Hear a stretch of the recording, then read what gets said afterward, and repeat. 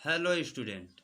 मैंने पिछले वीडियो में आपको बताया है कि यूक्लिड विभाजन एल्गोरिथ्म के प्रयोग से ए बराबर बी क्यू प्लस आर, जहाँ पर भाज्य बराबर भाजक गुणे भागफल प्लस का शेषफल।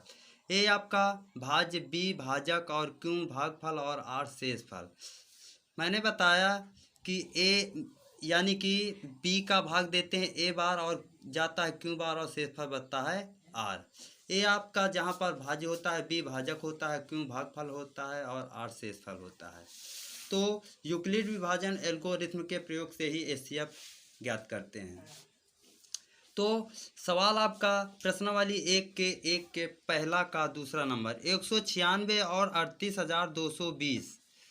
छोटी संख्या यहाँ पर 196 से मैं भाग देता हूँ 38,220 पर।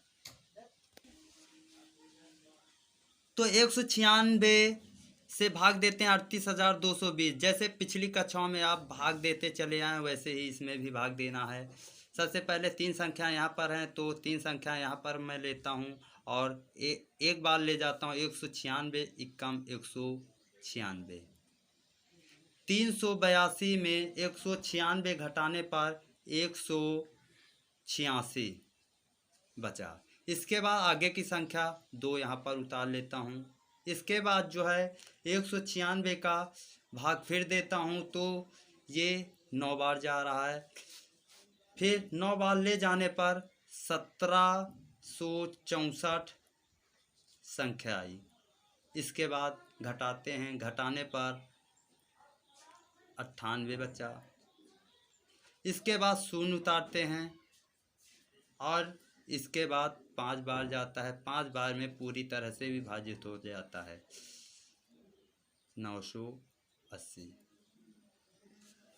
यानी कि शेषफल यहाँ पर शून्य बचा। मैंने बताया है कि शेषफल शून्य यानी कि भाजक से छोटा ही यहाँ पर आता है, यानी कि शेषफल आ गया यहाँ पर शून्य। तो यूक्लिड विभाजन एल्गोरिथ्म के प्रयोग से 38,220 बराबर एक के बराबर ये वैल्यू ले लिया। इसके बाद मैंने बताया है बी का भाग देते हैं ए बार, जाता है क्यू बार और शेषफल बचता है आर। इससे ही यहाँ पर लेते हैं 38,220 बराबर बी आपका यहाँ पर 196 गुणे क्यू 195 प्लस का आर यहाँ पर शून्य आ गया ये। इसके बाद एचसीएफ जो लास्ट का भाजक होता है वही आपका एचसीएफ कहलाता है 196।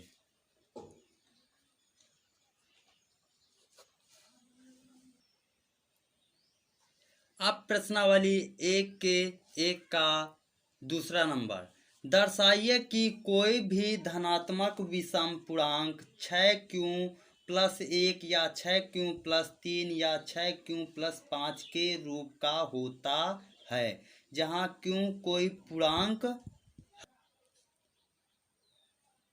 तो सबसे पहले सवाल में बताया गया है कि कोई धनात्मक पूर्णांक लेना है। तो सबसे पहले मैं यहाँ पर मान लेता हूँ माना धनात्मक पूर्णांक a है। इसके बाद सवाल में आपका बता रहा है कि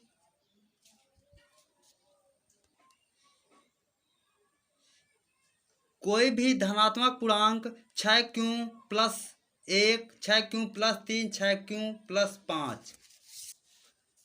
तो यूक्लिड विभाजन एल्गोरिथ्म के प्रयोग से यूक्लिड विभाजन एल्गोरिथ्म के प्रयोग से ए बराबर बी क्यू प्लस आर। तो मैंने पिछले वीडियो में आपको बताया है कि बी का भाग देते हैं ए बार, जाता है क्यू बार और शेषफल बचता है आर। तो बी की जगह यहाँ पर आपका लिया गया है, आपका सवाल रखा हुआ है 6q plus 1, 6q plus 3, 6q plus 5 के रूप का होता है। तो बी की जगह यहाँ पर 6 का भाग देते हैं ए बार, जाता है क्यू बार और शेषफल बचता है आर। तो मैंने यहाँ पर बी बराबर 6 रख दिया। रखने पर तो 6 का भाग देते हैं बार, जाता है क्यों बार और शेषफल बचता है आर। 6 यानी कि आर का मान, आर आपका शेषफल है, आर का मान इतना लेना है कि 6 के पीछे ही रहना चाहिए, यानी कि आर बराबर 0। 0 एक परिमेय संख्या है। 0 1 2 3 4 5। मैंने बताया है अभी कि जो आर के मान लेना है 6 से पीछे ही हमें संख्याएं लेना है। तो यहाँ पर पाइथागोरस एल्गोरिथम के वो यूक्लिड विभाजन एल्गोरिथम के प्रयोग से ए बराबर बी बराबर यहाँ पर रखना है 6, तो 6 क्यों प्लस आर, पहले आर का मान कितना रखना पड़ेगा 0, तो यहाँ पर मैंने 0 रख दिया। इसके बाद ए बराबर 6 क्यों में 0 जोड़ेंगे 6 क्यों ही आएगा। इसके बाद ए बराबर 6 क्यों प्लस आर बराबर यहाँ पर आपको लेना पड़ेगा, अभी 0 रखा है, अब आपको 1 रखना पड़ेगा, 1 रख दिया। यानी क्रमशः आपको सभी मान आर बराबर यहाँ पर आपको 0 1 2 3 4 5 पूरे आपको मान रख देना है। ए बराबर 6 क्यों प्लस 2, ए बराबर 6 क्यों प्लस 3, ए बराबर 6 क्यों प्लस 4, ए बराबर 6 क्यों प्लस 5। तो अगर आपके समझ में भी ना आया हो तो यहाँ पर मैं रखे दे रहा हूँ आर के मान क्रमशः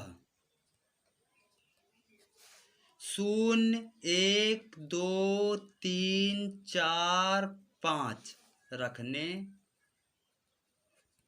पर अब आप रख सकते हैं।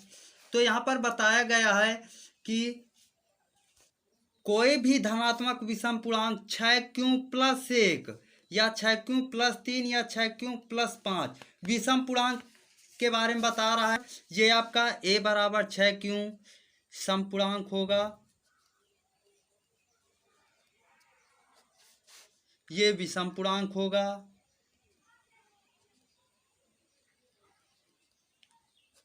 एक आपको समझ में आया ही होगा कि एक जो आपकी संख्या होती है प्रथम प्राकृतिक संख्या होती है, 2 से ये विभाजित हो जाती है, ये समपूर्णांक होगा।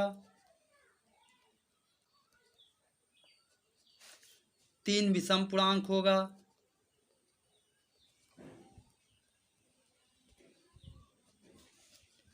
4 2 से विभाज्य हो जाती है, तो ये आपका समपूर्णांक होगा और 5 विषम पूर्णांक होगा।